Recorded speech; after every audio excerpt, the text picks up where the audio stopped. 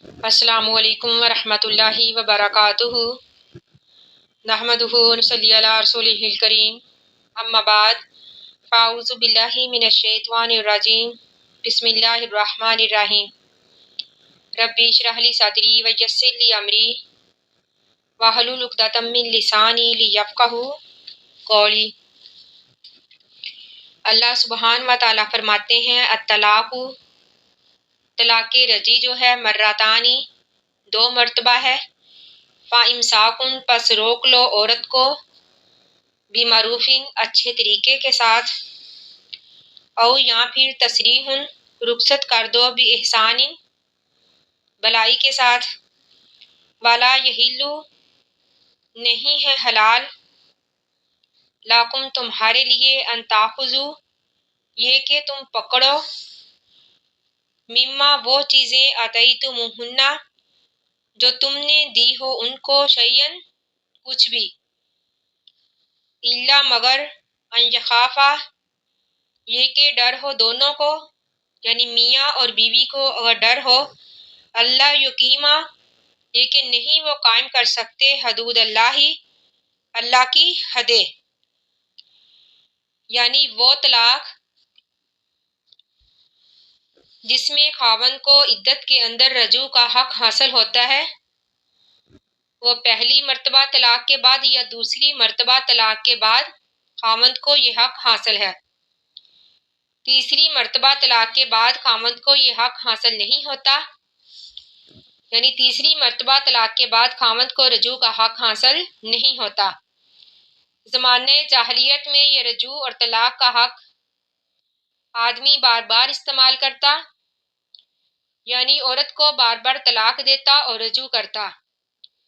نہ اسے اچھے طریقے سے بساتا اور نہ ہی رخصت کرتا۔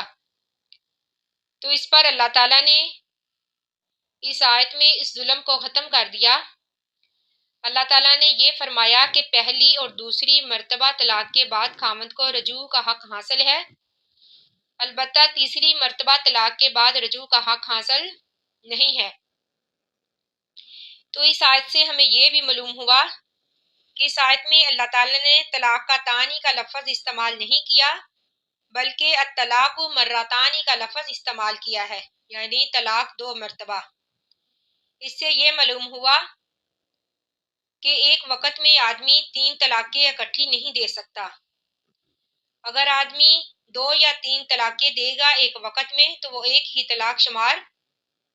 کی جائے گی۔ تو اللہ تعالیٰ فرماتے ہیں کہ اگر تم عورت کو خود طلاق دو، یعنی خاوندوں کو،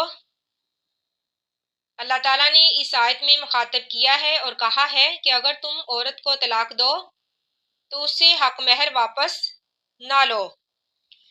تو اللہ تعالیٰ فرماتے ہیں فائن پس اگر تمہیں ڈر ہو، اللہ یقیما یہ کہ نہیں وہ قائم کر سکتے، حدود اللہ اللہ کی حدیں، فلا جناح تو پس نہیں ہے گناہ، علیہما ان دونوں پر، فیما اس کے بارے میں، افتدت بھی کہ فدیہ میں وہ دے دے عورت مال کو۔ یہاں پر بھی سے مراد حق مہر ہے، یعنی یہاں پر خلا کا ذکر ہے کہ اگر عورت چاہے تو وہ مرد کو حق مہر واپس کر کے خلا لے سکتی ہے۔ تو اللہ تعالیٰ فرماتے ہیں تلکا یہ حدود اللہ اللہ کی حدیں ہیں، فلا تعتدوها پس نہ تم زیادتی کرو ان حدوں سے، یعنی ان حدوں سے آگے نہ بڑھو۔ ومن یتعدی اور جو کوئی آگے بڑھے، حدود اللہ اللہ کی حدوں سے، فاولئک پس یہی وہ لوگ ہیں، ہم الظالمون وہی ظالم ہیں۔ اللہ تعالیٰ فرماتے ہیں فَإِن پس اگر طلقاها اگر خاوند طلاق دے دے اپنی بیوی کو تیسری، فلا تحل تو پس نہیں ہے حلال عورت، لاہو اس کے لیے، من بعد اس کے، یعنی تیسری مرتبہ طلاق دینے کے بعد عورت جو ہے وہ خاوند کے لیے حلال نہیں ہے، حتیٰ یہاں تک کہ تنکیہ وہ نکاح کرے، زوجن مرد سے غیرہ اس کے علاوہ، فائن پس اگر طلقہا وہ طلاق دے دے اس کو، یعنی دوسرا خاوند جس سے عورت نے دوسری مرتبہ نکاح کیا ہو، فائن پس اگر طلقہا وہ طلاق دے دے اس کو، فلا جناح تو نہیں ہے گناہ، علیہما ان دونوں پر، یعنی سابقہ میاں بیوی پر گناہ نہیں ہے، ان یتراجع یہ کہ وہ رجوع کرے،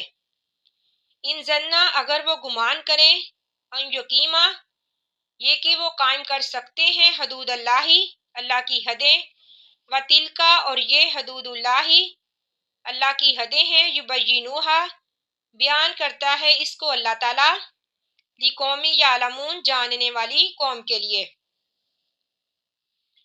یعنی تیسری مرتبہ طلاق دینے کے بعد خاوند جو ہے وہ عورت سے رجوع نہیں کر سکتا۔ البتہ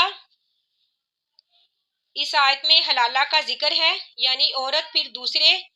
مرد سے نکاح کرے گی، ہاں البتہ اگر وہ مرد اپنی مرضی سے طلاق دے گا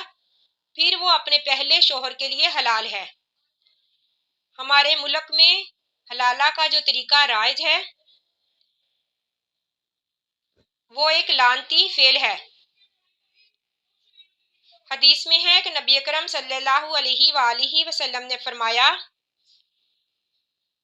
کہ حلالہ کرنے اور کروانے پر دونوں پر لعنت ہے۔